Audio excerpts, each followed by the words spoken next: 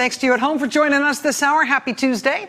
Once upon a time, the president's campaign chairman came up with a genius plan to finagle himself a few $1 million.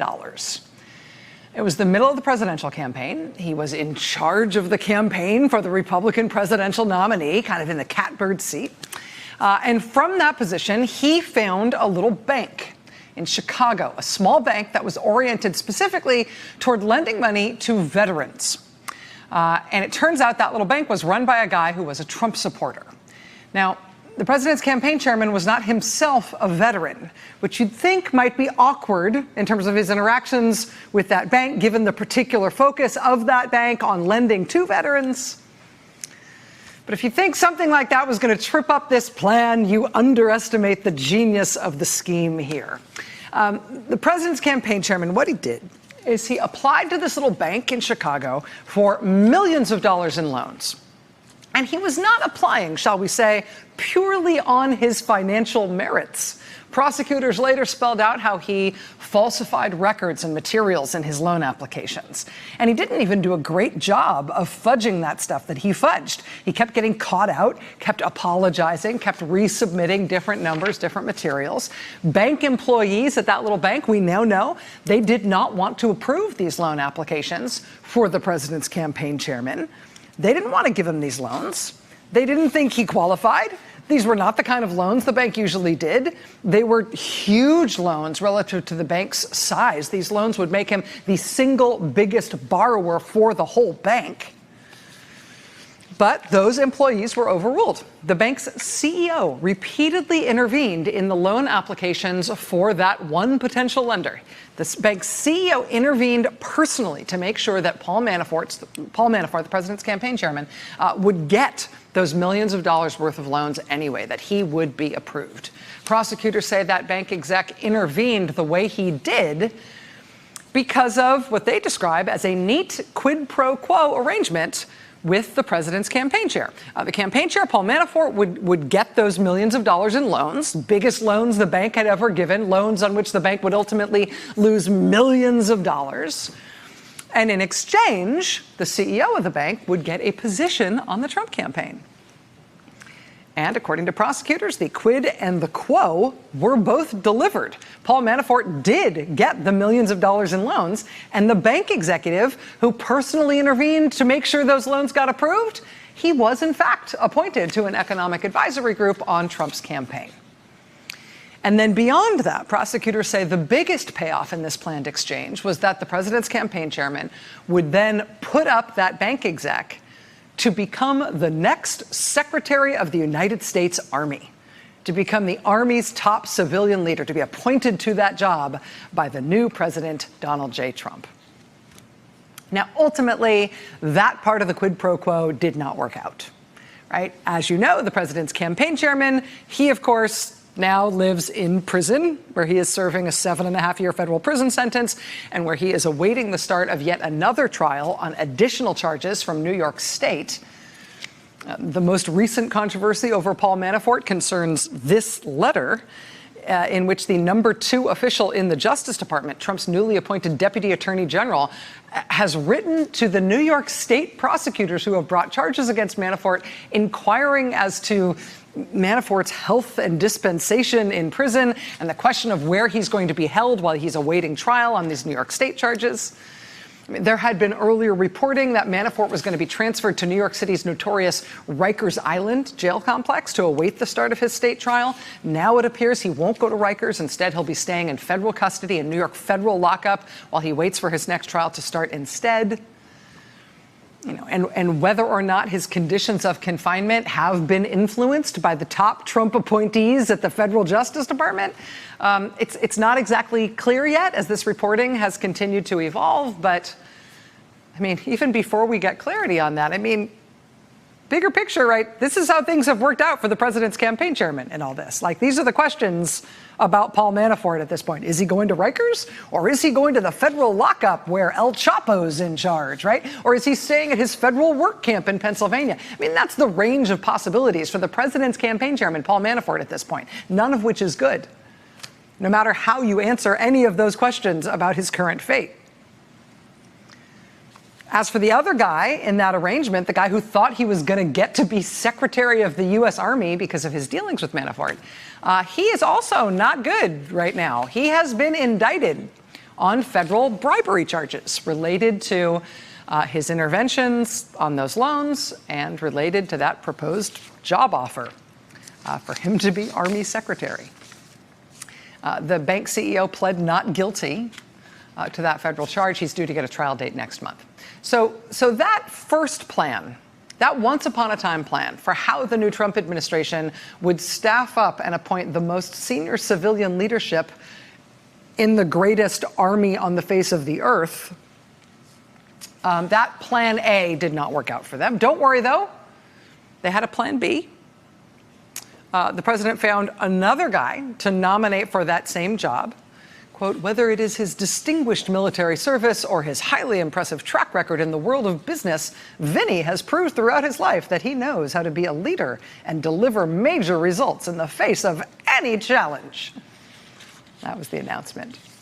That announcement, Vinny Viola, that plan B seemed to be going well until this part of that nominee's track record was released by the local police department in Saratoga Springs, New York. A police incident report about the new Trump Army Secretary nominee punching a guy out at a high-end horse auction in Saratoga Springs. And it wasn't like a youthful indiscretion from like his sealed juvenile record or something. The punching the guy out at the horse auction, which led to the police report and all that, I mean, that was all less than 6 months before Trump announced him as his Plan B nominee to be Secretary of the Army. I guess they didn't Google him. So that was weird, but their Plan B for Army Secretary didn't work out either. That meant it was time for Plan C for an Army Secretary. You might remember that as the brief interregnum where the president's nominee to be Army Secretary was yet another guy who didn't end up in the job.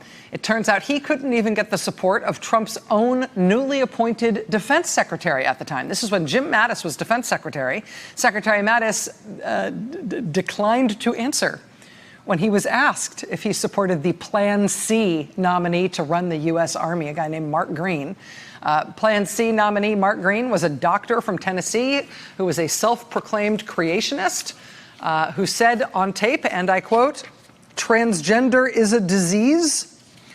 He also mused on tape at a Tea Party event about putting down the armed Muslim insurrection in this country. Secretary Mattis, you okay with this guy running the United States Army? Sir? Sir, sorry, did you hear the question, sir? We didn't hear your answer. So that one didn't work out either. Time for Plan D, right? After all of those earlier experiences, President Trump still needed somebody to be the top civilian leader of the United States Army. His Plan D choice, after running through all those other carefully chosen best people, was that he eventually arrived at the top lobbyist for Raytheon. Raytheon, one of the biggest defense contractors on earth, which means, literally, its income derives from military contracts. That is ultimately who President Trump decided to put in charge of the U.S. Army. The top lobbyist for Raytheon. Put him in charge of the Army because, drain the swamp. Well, now today, that lobbyist has just been promoted. As of today, he's the acting Secretary of Defense. Because, incredibly, yet another Trump nominee has been caught up in a lurid and sad, and in his case, somewhat terrifying personal spectacle. And it has all now become public business because apparently there is no vetting whatsoever when it comes to the Trump administration filling the most important jobs in the U.S. government, including those in the military and national security fields. They just put in guys who look the part or who, somebody said once would be good. I mean, remember the new VA secretary we were going to have? Hey, how about Ronnie? Hey, Dr. Ronnie, you happen to be on the plane and within sight when we started talking about needing somebody to run the VA. There you are, handing out the Ambien in the central aisle of the plane. Hey, the president likes you, Ronnie. Aren't you in the Navy? Do you want to run the second largest organization in the Western world with responsibility for the care of tens of millions of American veterans? You seem like a nice guy. You seem like you'd be good. You want that job? Tell the Senate. Here he comes. That's enough vetting. President likes him. He's got a good reputation. Look how friendly. I mean, that's basically how they tried it with the VA, of all things. I mean, they did this with the Secretary of the Army multiple times, and worse. We're now living through them doing it with the Secretary of Defense, which you think would be a job they would take more seriously. And in some ways, the implosion today of the Defense Secretary nomination for Patrick Shanahan, in some way, this one stands alone in terms of its bloody and personal misery. And we're going to be talking in just a moment with the Washington Post reporter today who really broke this story open of what exactly the Trump administration was letting him twist in the wind all this time for, what they were just hoping no one would notice about him and maybe the FBI would let it slide in his background check. We'll talk in just a second about what exactly turned up in Patrick Shanahan's life that the Trump administration apparently never vetted out of him. And so now it's all come out in public, and now he's the latest of these nominees to implode. But for everything uniquely terrible about this latest personnel disaster and cabinet disaster today with the Shanahan nomination going away, I think it's also important to see this thing that just happened with the Defense Secretary nominee as just one in a long line. I mean, honestly, lots of people have criminal histories. Lots of people have been involved in possibly illegal or shady or violent stuff. Lots of people have been caught cheating or stealing or beating people up. I mean, we're all more than the worst thing we have ever done. But one of the core functions of a functioning White House that we didn't used to have to even spell out because we thought it was intrinsically obvious, right? Because we thought they'd at least see it as in their own interests enough to do it. I mean, one of the I can't believe we even have to say this basic rules of a functioning White House is that people who have been caught up in criminal activity or shady activity or cheating or stealing or violence or lying about any of those things, or trying to keep their involvement and closeness to any of those things secret so that people don't find out. I mean, one of the things a White House at a basic level is supposed to do is make sure that people who are compromised in that way don't get high-ranking jobs in the federal government. I mean, you are supposed to check for that sort of stuff before you put people forward for high-ranking jobs in the government, particularly national security and military jobs, right? I mean, even if it's not something bad that you necessarily did, or it's something that's not all your fault, even if it's just something that you really want to keep secret. Therefore, you are vulnerable to blackmail if anybody figures it out and tries to use it against you, right? Even if you didn't do something all that bad, but it's something you find embarrassing or otherwise so not the way you want to think about yourself, that people could use it against you as leverage. That kind of thing, anything serious like that, would generally disqualify you from getting a high-level security clearance. It would turn up in your FBI background check when you were up for Senate confirmation. It should turn up in the aggressive vetting you're supposed to undergo from the White House itself, even before anybody even floats that you might eventually be considered for a potential nomination. But not with this presidency. I mean, even 2.5 years in now, how many times is this going to happen? I mean, now that it's happening with the Defense Secretary, are they going to take this seriously? But, I mean, this has happened over and over again. I mean, between losing his Plan B and Plan C nominees for Army Secretary, between the forced withdrawal of those two consecutive, totally unvetted nominees to be Army Secretary, you might remember there was also Trump's nominee for Labor Secretary, Andy Puzder, who it turns out had had his marriage featured on an episode of the Oprah Winfrey Show that was titled High Class Battered Women. Andy Puzder's wife had filed allegations during their divorce in which she said that he hit her and threw her to the kitchen floor and unplugged the phone after she tried to call police. She said that he assaulted and battered me by striking me violently about the face, chest, back, shoulders, and neck without provocation or cause. She outlined what she said were her resulting injuries. Andy Puzder denied these allegations, and then his wife later recanted them as part of a child custody agreement later on. She later said, no, she took it all back. He never abused her at all. But in 1990, there was Andy Puzder's ex-wife wearing a disguise and big glasses and using a pseudonym, describing allegations of physical abuse by Trump Labor Secretary nominee Andy Puzder on TV, the one she had also testified to in their divorce proceedings 2 years prior. He vowed revenge. He said, I will see you in the gutter. This will never be over. You will pay for this.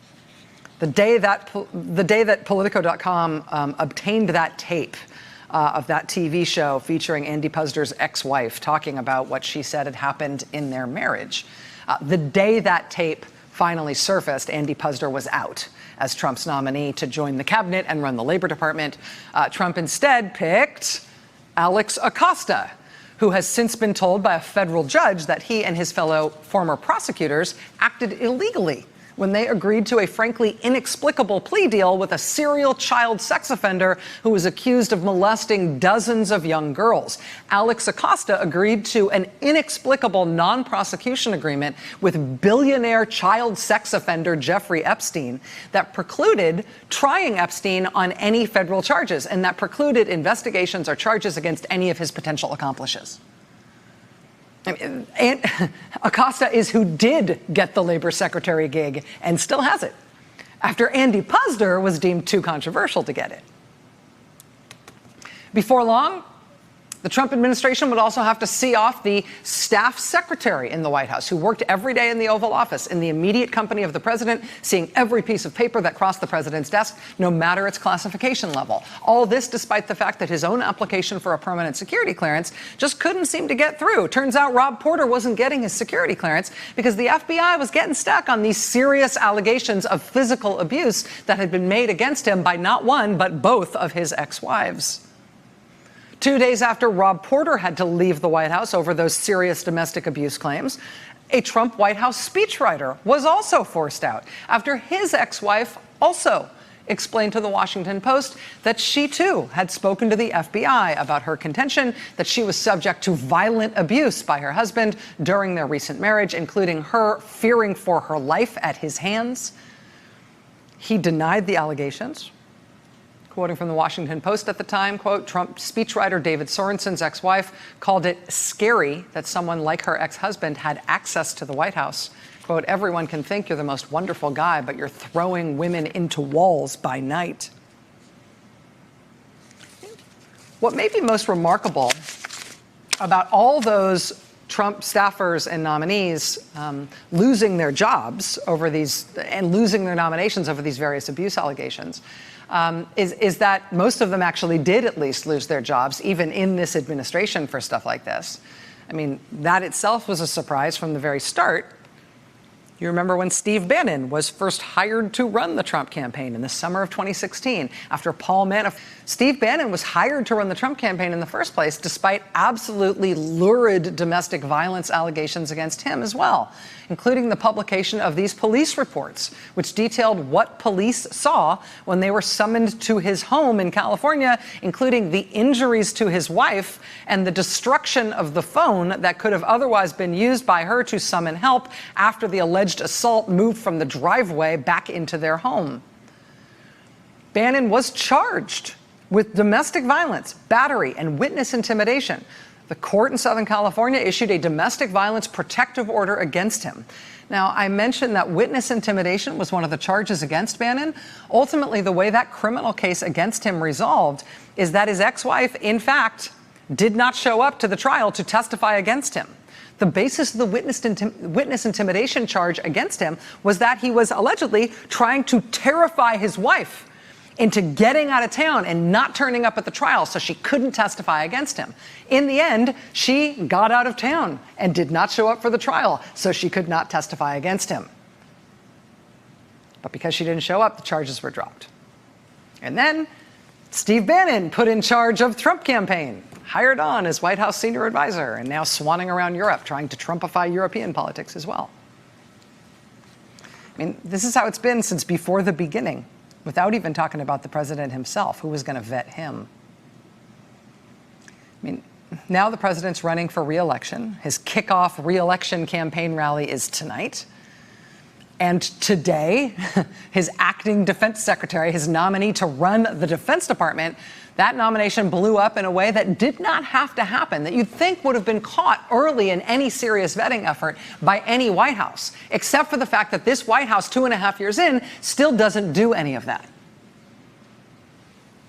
As Patrick Shanahan's defense secretary nomination was being withdrawn today, Reporters Aaron C. Davis and Sean Boberg at The Washington Post went to press with this just remarkable stop-you-in-your-tracks story that's based in part on an interview they were able to secure with Patrick Shanahan last night.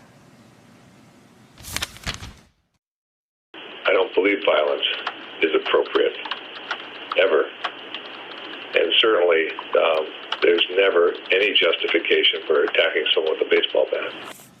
For attacking someone with a baseball bat. Patrick Shanahan speaking to The Washington Post last night, having to explain his belief that there's never any justification for attacking someone with a baseball bat. Over the brief 2.5 years that the Trump administration has been in there, we have seen a remarkably high number of Trump appointees and nominees resign or get pulled or at least get called out for a remarkable rogues gallery of alleged and admitted behavior. Nothing like this, though, tonight with Patrick Shanahan.